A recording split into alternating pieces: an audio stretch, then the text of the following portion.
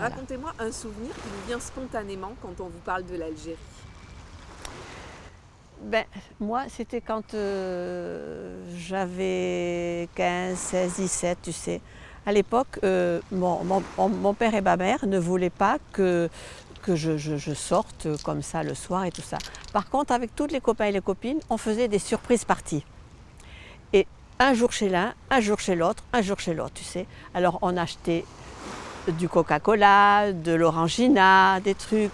Et nos mères et tout ça, elles faisaient les mantecao, les rollicos, les monas, tu sais, elles nous en donnaient. Et donc on allait chez les uns et chez les autres et on se partageait et on dansait.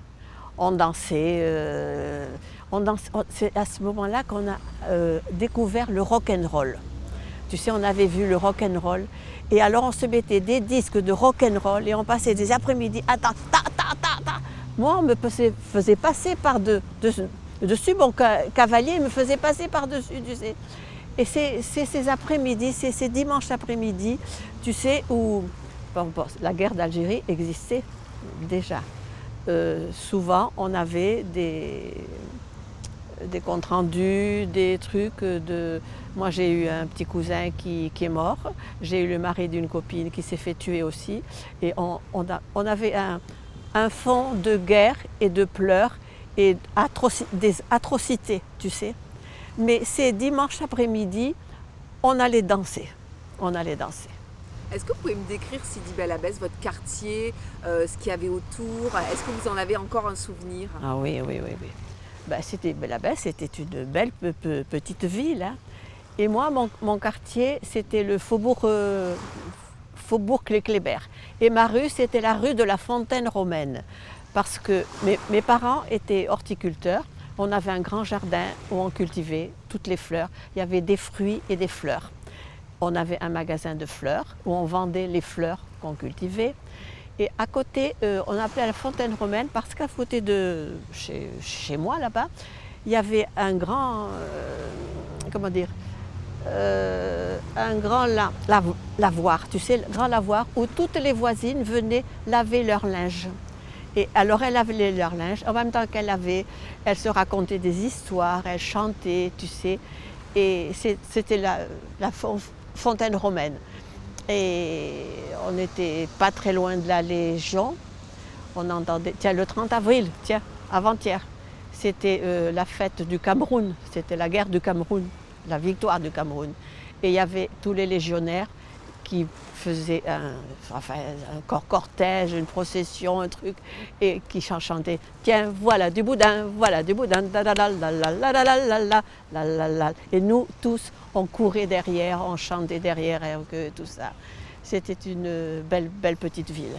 Est-ce que l'Algérie vous manque, ses parfums, ses couleurs, son soleil? Le parfum du jasmin, dans mon jardin, il y avait plein de jasmin. Le soleil, alors le soleil, il était très très fort. Tu sais, quand on allait à la plage, d'abord on n'avait pas de trucs, on avait des tentes, tu sais, on mettait des tentes et on allait, pour aller de la tente à la mer, il y avait le sable qui était brûlant. On se brûlait les pieds, on courait vite, vite, vite, vite pour arriver dans l'eau, tellement c'était brûlant. C'était pas du tout comme ici, tu sais. Et alors les coups de soleil que j'ai attrapés, moi, je te dis rien là-bas. J'étais rouge, rouge, rouge, rouge. Voilà, les coups de soleil, le soleil. Qu'est-ce qui vous manque le plus? Me manque le plus, c'est un petit peu ce qu'elle disait, c'est un petit peu l'ambiance que nous avions. Bon, déjà, on était jeunes. Là-bas, on était jeunes. Ici, on est vieux. C'est pas du tout la même chose, tu vois. Mais quand on était jeunes et on voyait, on se voyait comme, je ne sais pas comment t'expliquer, comme si tous ceux qui étions, les amis, les cousins, les cousines, les tantes, les oncles, les grands-mères, tout ça, si on allait tous finir nos jours là-bas, tu vois. Parce que moi, quand mes sœurs ont accouché, ça s'est passé à la maison. Il y avait la sage-femme, il y avait ma mère avec elle. Et ma mère leur faisait le bouillon de pot-au-feu, tout ça, tu sais. moi, je me voyais accoucher pareil aussi, donc ça ne s'est pas passé comme ça. Donc on avait toutes ces petites choses.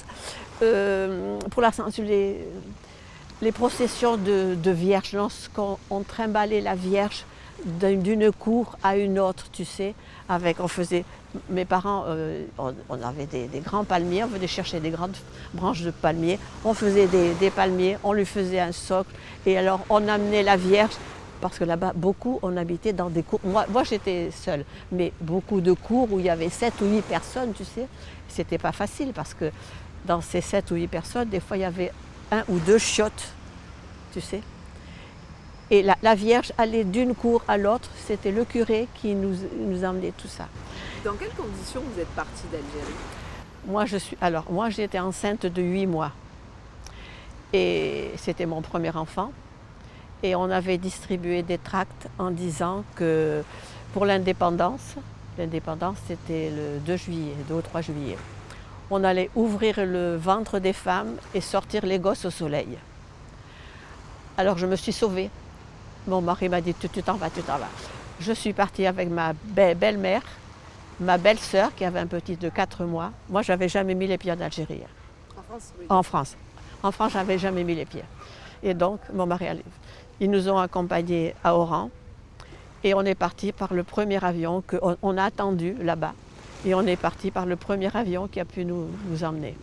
Et mon mari, mon beau-frère et mon beau-père sont restés en Algérie.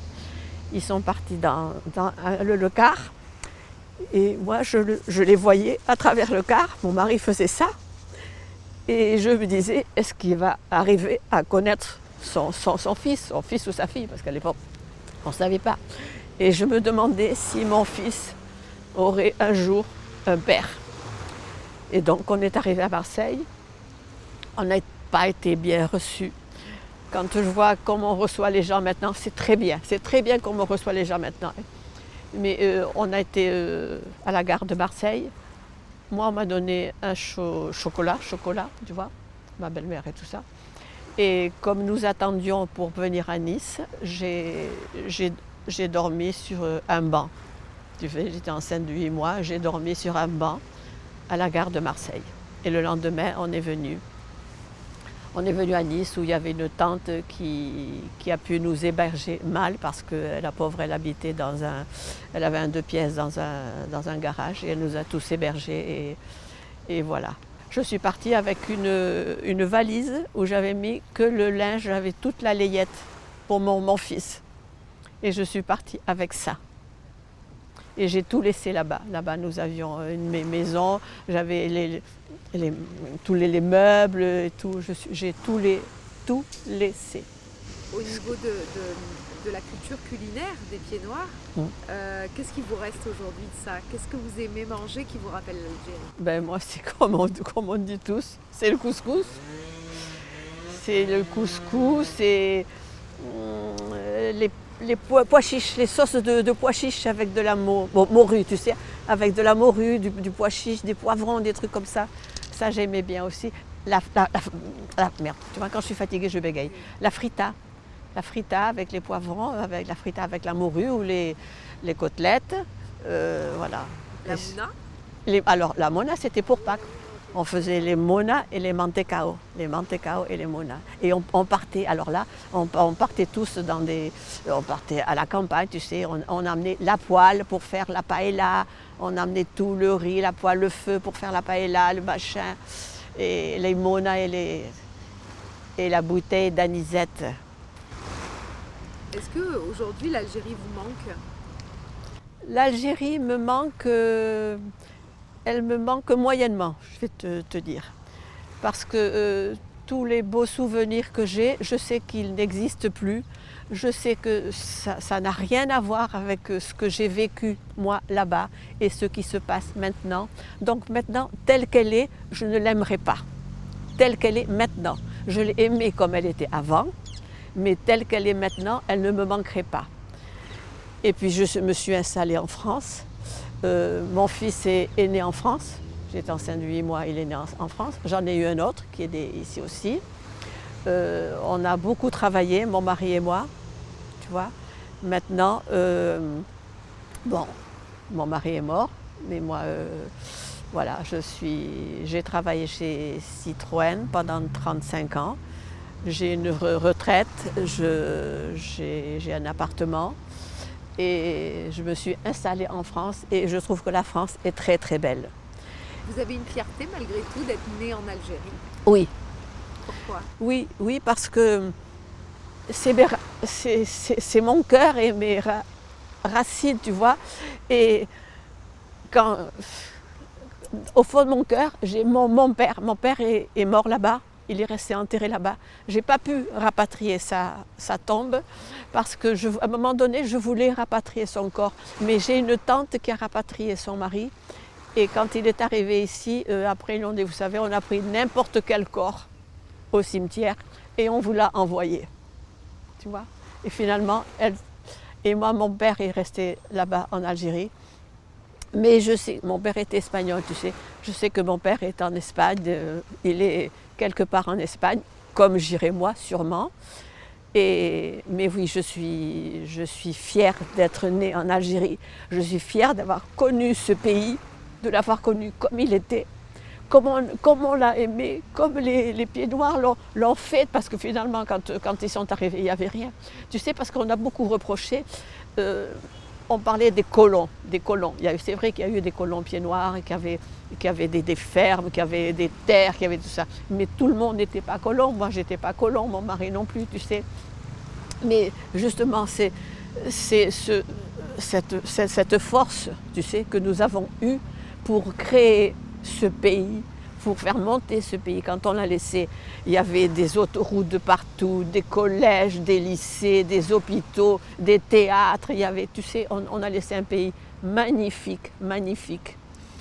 Et voilà, moi je suis fière de l'avoir connu comme qu'il était.